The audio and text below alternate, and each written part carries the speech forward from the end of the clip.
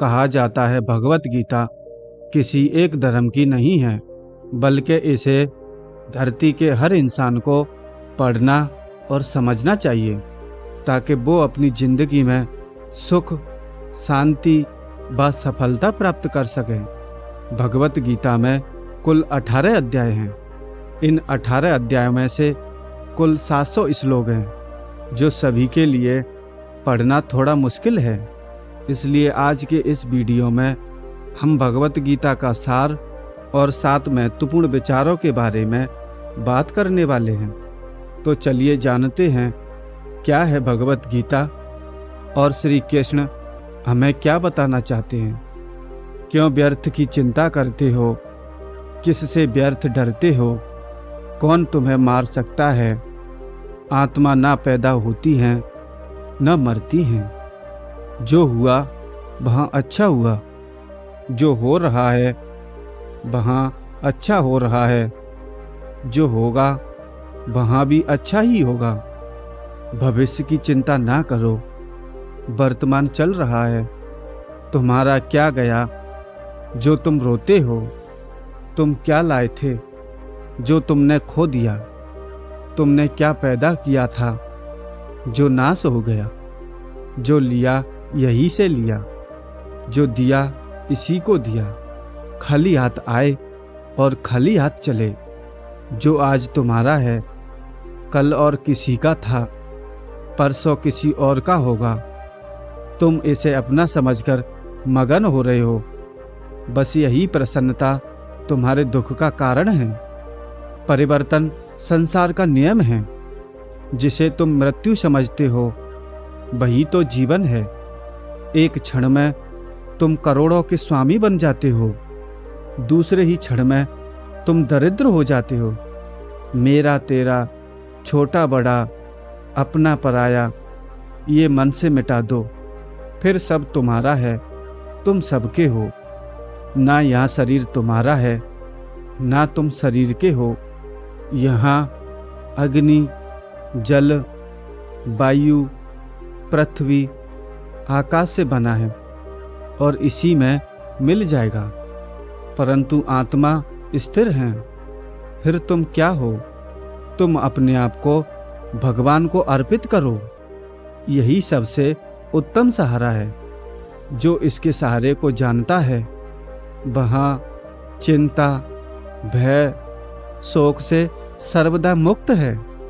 जो कुछ भी तू करता है उसे भगवान को अर्पण करता चल। ऐसा करने से सदा जीवन मुक्त का आनंद अनुभव करेगा। दोस्तों, अब हम बात करेंगे श्रीमद् भगवत गीता के 7 विचारों के बारे में, जो हमें जानना और समझना बहुत जरूरी है। पहला श्लोक, मानव शरीर अस्थायी और आत्मा स्थायी है। गीता के श्लोक में भगवान श्री कृष्ण ने मनुष्य के शरीर को एक कपड़े का टुकड़ा बताया है, अर्थात एक ऐसा कपड़ा जिसे आत्मा हर जन्म में बदलती है।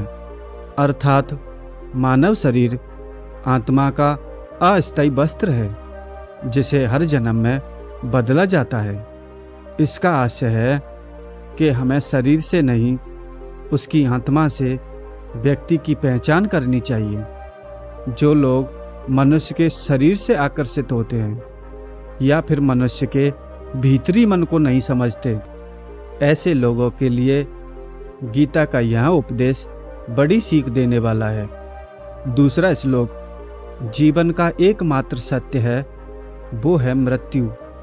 गीता सार में श्री कृष्ण ने कहा है कि हर इंसान के द्वारा जन्म मरण के चक्र को जान लेना बेहद आवश्यक है, क्योंकि मनुष्य के जीवन का मात्र एक ही सत्य है और वो है मृत्यु। क्योंकि जिस इंसान ने इस दुनिया में जन्म लिया उसे एक दिन इस संसार को छोड़कर जाना ही है, और यही इस दुनिया का अटल सत्य है। लेकिन इस बात से भी नहीं नकारा जा सकता कि हर इंसान अपनी मौत से भयभीत रहता है। अर्थात मनुष्य के जीवन की अटल सच्चाई से भयभीत होना इंसान की वर्तमान खुशियों को भी खराब कर देता है। इसलिए किसी भी तरह का डर नहीं रखना चाहिए। तीसरा श्लोक, गुस्से पर काबू रखना चाहिए, क्योंकि क्रोध से व्यक्ति का नाश हो जाता है। भगवान श्री कृष्ण ने गीता के उपदेश में कहा है कि क्रोध से भ्रम पैदा होता है और भ्रम से बुद्धि का नाश होता है। वही जब बुद्धि काम नहीं करती तब तर्क नष्ट हो जाता है और व्यक्ति का नाश हो जाता है। इस तरह हर व्यक्ति को अपने गुस्से पर काबू करना चाहिए, क्योंकि क्रोध भी भ्रम पैदा करता है। इंसान गुस्से में कई बार ऐसा काम करता है जिससे उन्हें काफी हानि पहुंचती है। वही अगर क्रोध पर काबू नहीं किया गया तो इंसान कई गलत कदम उठा लेता है। और जब क्रोध की भावना इंसान के मन में पैदा होती है तो हमारा मस्तिष्क भी सही और गलत के बीच अंतर करना छोड़ देता है। इसलिए इंसान को हमेशा क्रोध के हालातों से बचकर हमेशा शांत रहना चाहिए, क्योंकि गुस्से में लिया गया फैसला इंसान को गहरी क्षति पहुंचाता है। चौथा श्लोक, व्यक्ति अपने कर्मों को नहीं छोड़ सकता।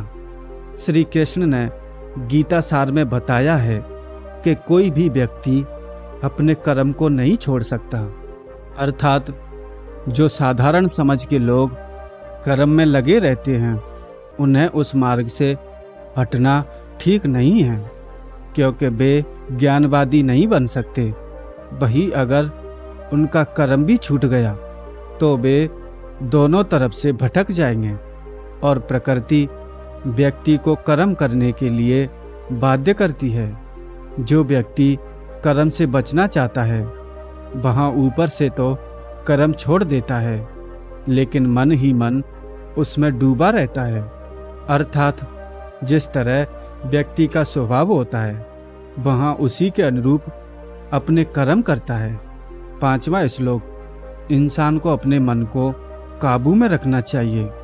गीता सार में उन लोगों के लिए संदेश दिया गया है जो लोग अपने मन को काबू में नहीं रखते हैं, क्योंकि ऐसे लोगों का मन इधर उधर भटकता रहता है और उनके लिए वह शत्रु के समान काम करता है।